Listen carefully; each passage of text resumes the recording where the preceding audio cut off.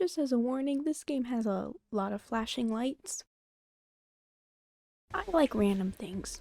It's why I love playing the Paradox and Enter the Gungeon.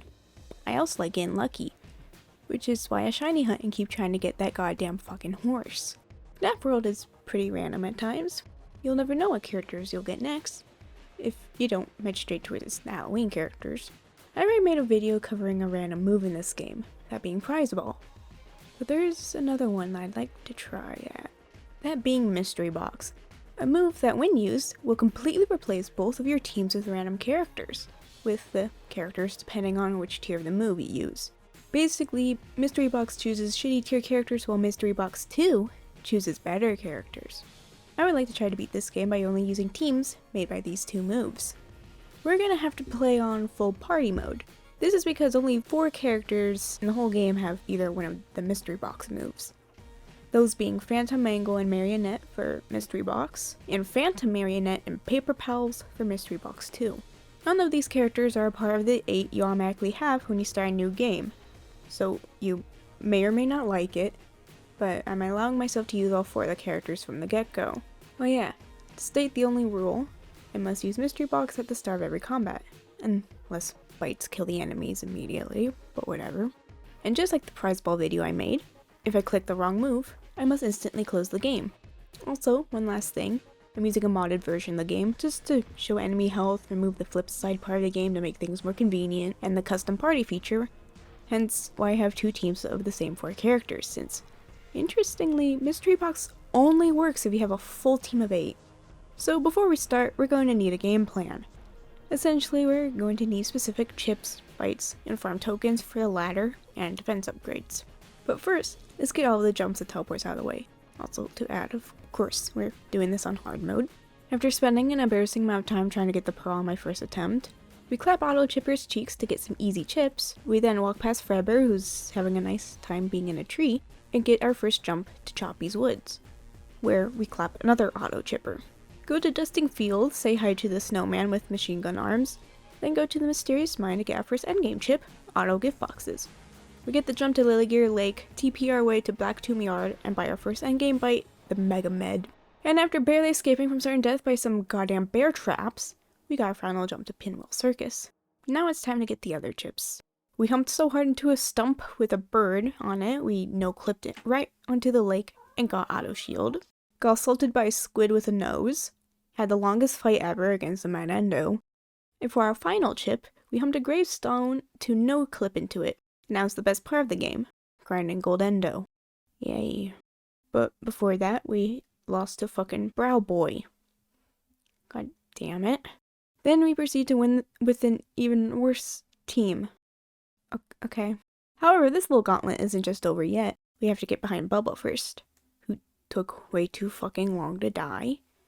And then I lost to Gold Endo because I misclicked the wrong ability. I want to die. It was at this point I realized unless I have Unscrew or Escape Key, I have a 75 to 25% chance of being fucked, since I never get any of the good damaging characters, and most of my team's damage come from the Freddles chip. Or it could just be the fact I have shit bites at the moment. But at least, beating Brow Boy for the second time made me realize how important it is to have a healing move. So I guess that's something. Then I got what seemed to be an actual god tier team against 2 black traps. Amazing. But now we finally have our first boss drain, so hopefully now we can beat Bubba, which we thankfully were able to do.